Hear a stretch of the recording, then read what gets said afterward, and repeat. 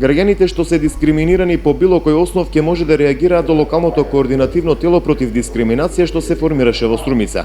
Него ќе го сочинуваат представници од општината, граѓански организации, представници од Министерството за правда, но и заменик народниот правобранител. Оваа комисија ќе ги утврди локалните механизми за делување, но и за заштита од дискриминација.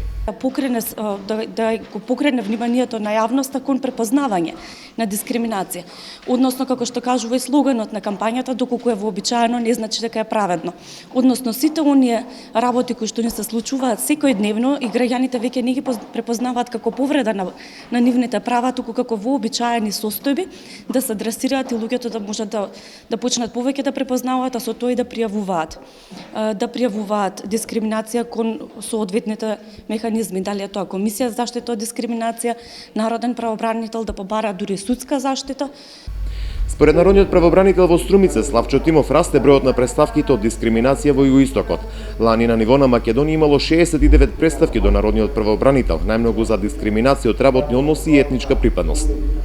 Генерално има поголем број на ниво на Република Македонија поднесени представки до народниот правобранител во централата во Скопје.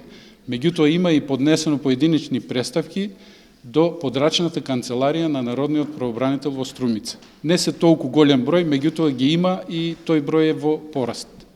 Комисијата ќе има за цел заеднички да работи на зголемување на информираноста на граѓаните како да препознат и каде да пријават дискриминација, бидејќи општина Струмица не толерира било каков вид на дискриминација.